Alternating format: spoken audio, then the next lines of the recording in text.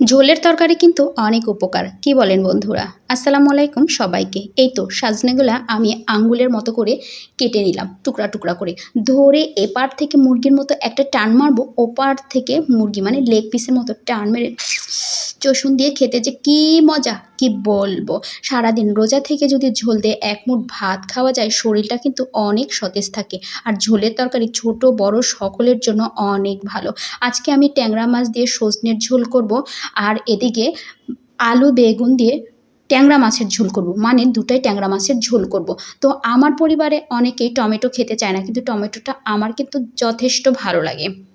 আপনারা কারা কারা টমেটো খেতে পছন্দ করেন না, আর কারা খেতে পছন্দ করেন, আর কারা আমার মতো করে টমেটো ব্যবহার করেন এইভাবে লুকিয়ে, মানে টমেটোটা আমি যখন মশলা কষাই কিংবা ফার্স্টেই টমেটোটা আমি দিয়ে দিই, যেন টমেটোটা গলে ঝোলের সাথে মিশে যায়, ওর জন্য তেমন কোনো অস্তিত্ব বোঝা না যায়। তো যারা টমেটো খেতে চায় না, পরিবারে দু একজন আছে, এখন তাদের জন্য দেখা যায় সবারই কষ্ট করতে হয়। এদিকে আমি ট্যাংরা মাছগুলো নুন হলুদ দিয়ে মাখিয়ে রেখেছি, আর এদিকে আমার বেগুনটাও কষানো হয়ে গেছে। এখন আমি ঝোল দিয়ে দিব। এই যে টমেটোগুলো সব সুন্দর মতো কিন্তু গলে গেছে, টমেটোগুলো আর বোঝা যাবে না। টমেটোর যে একটু খোসা টোসা থাকবে, ওটাও আমি মাঝে মধ্যে তুলে ফেলে দিব দু একটা, সেইভাবে ঠিক বোঝা যাবে না। আর যে খায় না তাকে তরকারিটা আমি একটু সাবধানেই দিব। তো এভাবে ব্যবহার কারা কারা করেন একটু কমেন্টে বলে যাবেন, তো আমার ভালো লাগবে। কত কিছু যা আমাদের সংসারে মেয়েদের ঝামেলা সহ্য করতে হয়, তা কী বলবো।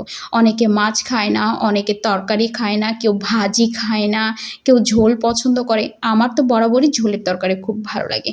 আমার বাচ্চাও ঝোলের তরকারি পছন্দ করে। তারপরেও দু একজন আছে পরিবারে যারা শুধু ভাজি ভর্তা খেতে চায়, এখন তাদের জন্য আমাদের কষ্ট হয়। তো যাই হোক, ভাজি ভর্তাও করি আবার ঝোলও করি। তো এদিকে এই তো আমার সজনেটাও কষানো হয়ে গেছে, ঝোল দিয়ে দিয়েছি, বলক উঠে গেছে। সজনেটা যখন 70% সিদ্ধ হয়ে আসবে, মানে 60 থেকে 70, তখন করব কি, ট্যাংরা মাছগুলো এর মধ্যে দিয়ে দিব। আগে থেকে যদি মাছগুলো দিয়ে দিতাম না, তাহলে মাছগুলো হতো কি ভেঙে যেত। ট্যাংরা মাছটা কিন্তু খুবই লাজুক মাছ, অল্পতেই ভেঙে যায় লেজের দিক থেকে। তো সজনেটা মোটামুটি সিদ্ধ হয়ে আসছে। সজনেগুলো আমি গাছ থেকে নামিয়েছি, কেনা সজনে নয়। সজনেগুলো এত সতেজ ছিল যে কি বলবো। আমি এই সজনেগুলো আরও চিকন অবস্থাতে খেতে চেয়েছিলাম, তো যাই হোক হলো না।